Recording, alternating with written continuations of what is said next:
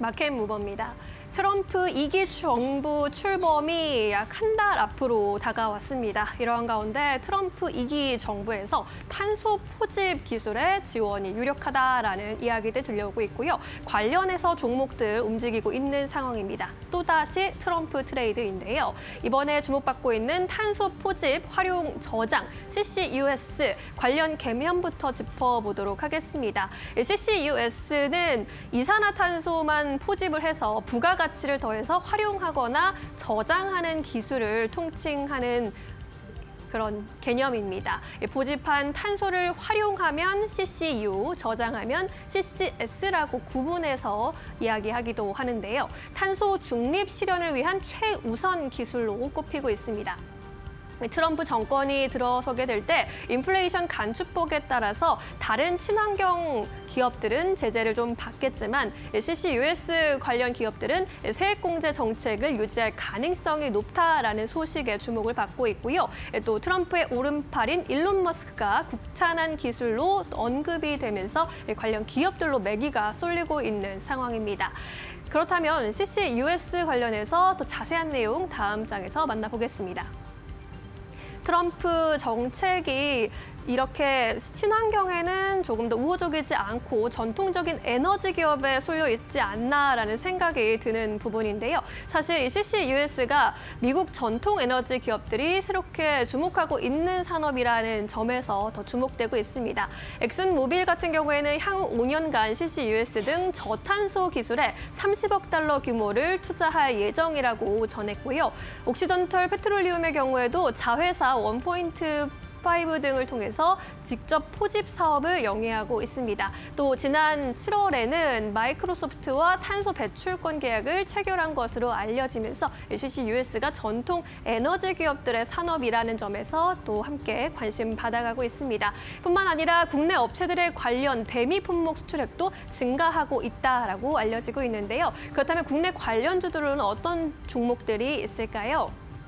먼저 에어레인의 경우 국내 유일한 기체 분리막 기술 기업입니다. SK그룹이 투자한 회사이고요. SK이노베이션과 포스코, 롯데케미칼과 함께 탄소 포집 실증 사업을 추진 및 진행한 바 있습니다. 그린케미칼은 국내 유일한 에탄올 아민 제조사입니다. 탄소 포집에 사용되는 핵심 소재로 알려져 있습니다. 에코바이오는 폐기물 처리 과정에서 발생한 바이오가스를 신재생 에너지와 청정수소로 재생산하는 일을 하고 있고요. 태경 BK는 CCU 기술 중 하나인 탄산 칼슘 제조 기술 개발 사업을 현대 오일뱅크와 진행한 이력을 보유하고 있고요. 최근엔 또 정치 테마주 격으로도 움직이고 있는 회사들입니다. 이 종목들은 현재 테마주 성격도 함께 나타나고 있기 때문에 주가의 변동성은 함께 유의해 보셔야 할 것 같습니다. 이렇게 해서 마켓무버 전해드렸습니다. 네, 이어서 오늘 시장에서 주목해 볼 만한 기업들 하나하나 만나보도록 하겠습니다. 먼저 박근호 이사님이 오늘 가장 첫 번째 기업으로 현대차 가지고 오셨습니다. 아마 오늘 궁금해하시는 분들 많을 것 같은데요. 외국인 기관의 수급이 들어오고 있고 현대차뿐만이 아니라 기아 쪽으로도 오늘 외국인 수급 들어오고 있습니다. 현대차 주가 어떻게 보고 계십니까? 네, 이제 앞서서 말씀해 주신 대로 외국인들이 한 2달 정도 지속적으로 좀 매도를 하다가 오늘 이제 순매수로 전환이 됐고요. 기관 매수는 뭐 짧게 매매를 하는 것 같긴 합니다만 오늘 외국인 기관 소위 얘기하는 쌍끌이 매수가 들어오고 있어서 주가도 좋은 흐름을 좀 보여주고 있는 상황입니다. 현대자동차, 기아자동차 이제 뭐 공통적으로 봐도 될 것 같은데요. 이제 당면한 과제가 두 가지가 있습니다. 하나는 이제 유럽 쪽에 배출가스 규제가 강화가 된다라는 부분, 그 다음에 미국에서의 관세 두 가지인데 이 두 가지를 이제 면밀히 살펴보면 사실 어떻게 보면 이게 뭐 현대자동차와 우리나라의 기아자동차의 문제가 아니라 모든 자동차 회사들의 같은 문제이기 때문에 특별히 뭐 현대자동차가 피해를 본다라고 보기는 좀 힘든 부분이죠. 이제 배출가스 부분 간단하게 좀 살펴보면 유럽이 내년서부터 이제 배출가스 규제를 강화를 하게 되는데요. 킬로미터당 93g 이상이 나오면은 과징금을 이제 매기게 되죠.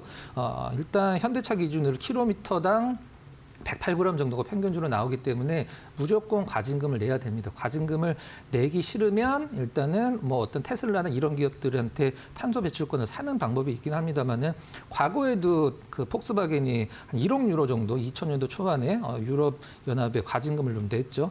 이 부분들은 실질적으로 이제 어떻게 진행이 될지는 모르긴 하겠습니다. 공통된 부분이기 때문에 일단 현대차의 문제는 아니고 그다음에 관세 부분 같은 경우는 현대자동차가 이제 미국에 만든 기아차랑 같이 사용을 하고 있죠. 메타플랜트 아메리카에서 실질적으로 이제 수출 물량의 한 30% 정도를 커버를 할 수 있다라고 발표를 했는데 조금 더 한 50%까지 커버가 가능하다라는 소식들이 좀 전해지고 있는데 이런 부분들에서 실질적으로 좀 약간 관세를 좀 우회할 수 있는 부분들의 문제 해결책이 마련되고 있다라고 보고 있습니다. 전기차 문제는 제가 확실히 말씀을 드리는데 뭐 같은 문제긴 합니다만은 이 완성차 업체들에서는 전기차 판매 대수만 유지된다라는 전제 조건하에 전기차가 안 팔리는 게 수익성이 훨씬 월등하게 좋아집니다.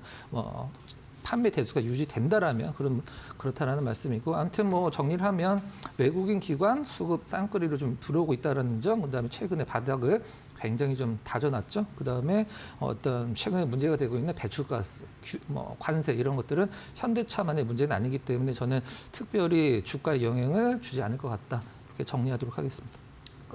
외국인 그 기관 매수가 들어오는 거는 스탠스가 아예 변했다고 보시는 걸까요? 오늘 외국인 계속 매도하다가 오늘 딱 들어온 건데 그게 전환이라고 볼 수 있을까요? 어떻게 보십니까? 뭐 현대자동차도 이제 시가총액 굉장히 최상단에 있는 종목이니까 네. 저는 삼성전자가 종목도 약간 우려감이 있긴 합니다만은 코리아 시장 자체의 어떤 그 축소 때문에 가장 많은 피해를 보고 있다고 생각을 하고 있거든요.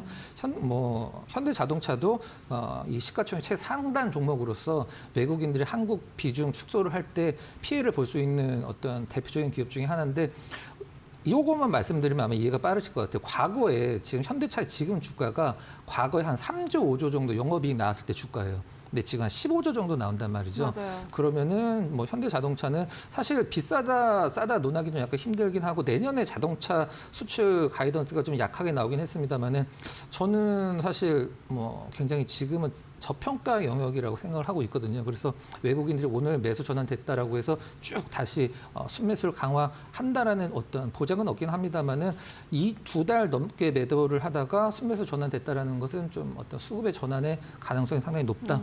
이렇게 말씀드리도록 하겠습니다. 알겠습니다. 현대차 만나보고 왔습니다. 이어서 두 번째 기업 바로 만나보도록 하겠습니다. 유니드입니다. 박선희 파트너님께서 가지고 오셨는데 어떻게 보고 계십니까? 네, 탄소 포집 관련주입니다. 자, 그래서 일단 오늘 탄소 포집 관련주로 원래는 이 캠트로스라는 종목을 여러분들께 좀 소개를 해드릴까 했는데 오늘 상한가 아침부터 너무 강하게 이제 시세가 나오는 바람에 어쩔 수 없이 지금 유니드로 좀 전향을 해서 조금 뽑아 보았는데요. 유니드 같은 경우에는 이제 가성 칼륨 그리고 탄산 칼륨 이런 것들을 이제 제조하는 이제 OCI 계열사인데. 특히 이 탄소 포집의 촉매로 사용되는 게 이 탄산 칼륨이라고 합니다. 근데 이 탄산 칼륨 국내 제조 1위 기업이기 때문에 아무래도 좀 부각을 받을 수 있는 가능성이 존재할 것 같고 이번에 이제 이런 이슈가 나오고 있는 것이 이 트럼프가 일단 밀어주고 있는 석유 기업들이 있죠. 이 석유 기업들이 석유를 생산을 좀 늘리기 위해서 이 CCS 방식을 활용을 하고 있는데 탄소를 포집해서 유전에 이제 주입을 해서 생산량을 좀 끌어올리는 이런 방법을 적극적으로 활용을 하고 있고 그래서 이제 CCUS 탄소 포집 저장 활용 이 기술에 굉장히 조금 공격적으로 투자를 하고 있기 때문에 이 트럼프와 그리고 이제 머스크가 이쪽에서는 지속적으로 좀 지원을 아끼지 않을 것이다. 이런 좀 기대감이 현재 나오고 있는 것입니다. 그래서 오늘 이제 시간 외부터 이제 오늘 장중까지 이런 이제 관련 종목들이 굉장히 강한 흐름을 보이고 있기 때문에 유니드도 이제 이 이슈로 이제 본격적인 상승력을 바닥을 다지고 나타날 수 있는 여력이 존재하지 않을까 그렇게 생각을 하고 있는데 눌리면 원래 이제 매수를 해야 되는데 오늘 지금 잘 눌리고 있어요. 그래서 한 내일 정도 조금 더 이제 눌리게 된다면 한 69,800원 이하로 여러분들이 대략 한 68,000원 정도 자리까지 분할로 모아가시면 좋을 것 같고 재차 상승력이 나타난다면 1차적으로 한 79,000원 정도 자리까지는 단기적으로 바라볼 수 있지 않을까 생각을 해봅니다. 네, 유니드 만나보고 왔습니다. 이어서 다음 기업 바로 만나보도록 하겠습니다. 동성 화인텍인데요. 박근호 이사님께서 가지고 오셨습니다. 어떻게 보고 계십니까? 네, 투자 포인트만 간단하게 좀 말씀드려보도록 할까요? 일단 첫 번째로 조선주들이 다시 좀 자리를 잡고 있다는 점이 동성 화인텍에 도움이 될 거라고 생각을 하고 있고요. 아무래도 LNG 본행제 쪽에서 동성 화인텍, 한국카본 두 종목만 보시면 되는데 한국카본은 지금 주가가 탄력이 거의 좀 없어 보이는 느낌이죠. 그래서 지금 주가 흐름상 일단 대장 역할을 하고 있는 동성 화인텍을 주목을 할 필요성이 있고 왜 이제 LNG를 봐야 되냐면 지금 현재 LNG선이 한 790척 정도가 전 세계를 이제 돌아다니고 있는데 이게 앞으로 LNG 터미널의 가동이 된다라고 하면 건설 중인 1,500대까지 늘어날 수밖에 없는 상황이다. 그래서 우리나라의 어떤 조선주들이 LNG선 수주와 함께 동성 화인텍도 주목을 해야 될 필요성이 있다. 이렇게 좀 간단히 짚어보도록 하겠습니다. 네, 동성 화인텍 만나보고 왔습니다. 이어서 마지막 기업 바로 만나볼게요. 캠트로닉스입니다. 박정실 파트너님께서 가지고 오셨는데 어떻게 보고 계십니까?